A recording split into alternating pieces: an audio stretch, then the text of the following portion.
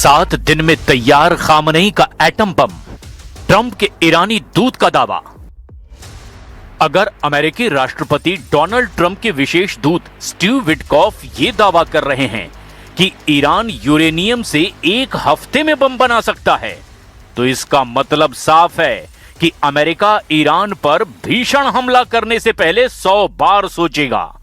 शायद यही वजह है कि ईरान पर हमले को तैयार 400 से ज्यादा फाइटर जेट अभी तक ईरानी ठिकानों पर हमला नहीं कर पाए हैं। ईरान की जिद और हिम्मत को देखते हुए ट्रंप और पेंटागन में बैठे उनके टॉप कमांडर बुरी तरह से चकरा गए हैं। अब खबर यह है कि अगर ईरान और अमेरिका के बीच समझौता नहीं होता है, तो फिर अमेरिका ईरान पर हमला करते वक्त इस बात का जरूर ध्यान रखेगा कि कहीं ईरान किसी ऐसे परमाणु बम या हथियार से हमला ना कर दे जो अमेरिका के 2 विमान वाहक पोतों को समंदर में डुबो दे। इसी बीच खबर यह भी है कि इस वक्त अमेरिका के अलावा 2 देश ऐसे भी हैं जो हर हाल में ईरान से खामनेई शासन का अंत चाहते हैं। पहला देश है इजराइल और दूसरा देश है सऊदी अरब, जो अब किसी भी कीमत पर ईरान में 47 साल से चले आ रहे खामनेई शासन का अंत चाहता है। यही वजह है कि ईरान की राजधानी तेहरान में एक बार फिर से खामनेई के खिलाफ जबरदस्त प्रदर्शन शुरू हो चुके हैं।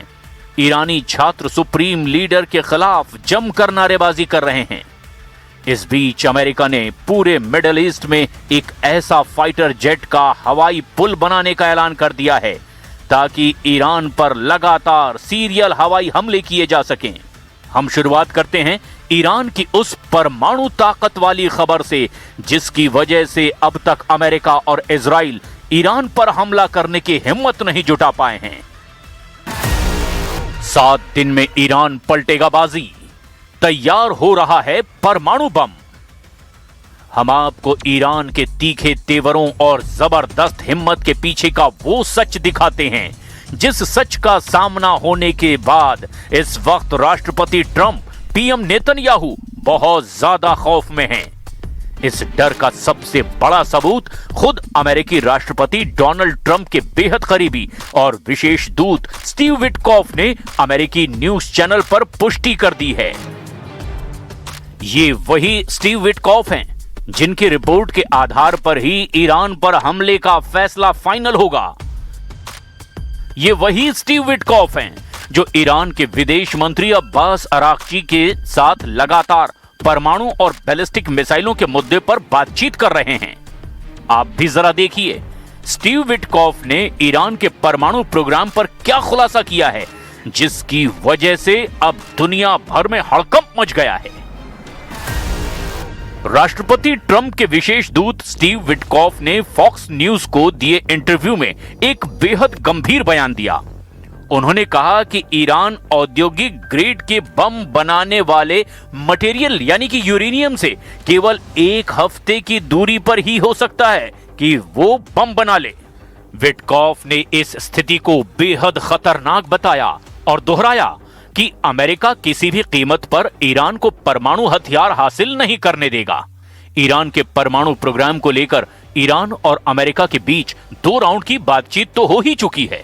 26 फरवरी को अब स्विट्जरलैंड के जिनेवा में तीसरे राउंड की बातचीत होनी है। तीसरी राउंड की बातचीत से पहले अमेरिका के प्रेसिडेंट डोनाल्ड ट्रंप के स्पेशल दूत स्टीव विटकॉफ ने एक टीवी चैनल को दिए इंटरव्यू में बताया कि ईरान शायद परमाणु बम बनाने से बस 1 हफ्ते दूर है और हम ऐसा नहीं होने देंगे।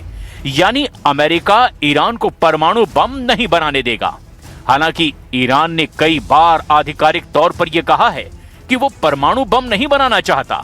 स्टीव विटकॉफ ने जोर देकर कहा कि ईरान को यह साबित करना होगा कि वो बेहतर बर्ताव करेगा। उन्होंने एक टीवी चैनल को दिए इंटरव्यू के दौरान कहा, राष्ट्रपति डोनाल्ड ट्रंप परमाणु प्रोग्राम पर बातचीत के दौरान ईरानी पक्ष पर दबाव डाल रहे हैं। विटकॉफ ने कहा कि ट्रंप ने यह भी इशारा किया कि ईरान का यूरेनियम एनरिचमेंट सिविलियन न्यूक्लियर मकसद से कहीं ज्यादा है। विटकॉफ ने कहा कि डोनाल्ड ट्रंप इस बात से हैरान हैं कि ईरानियों ने इतने दबाव के बावजूद अभी तक सरेंडर आखिर क्यों नहीं किया।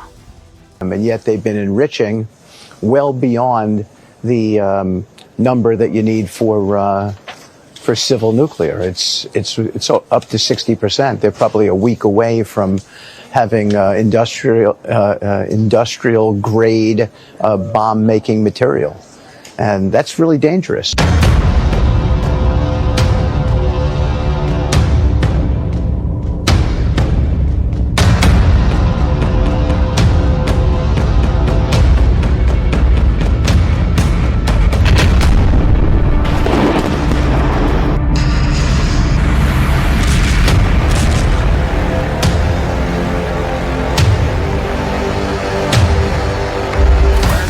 इधर सऊदी अरब से आई खबर ने भी हैरान कर दिया है।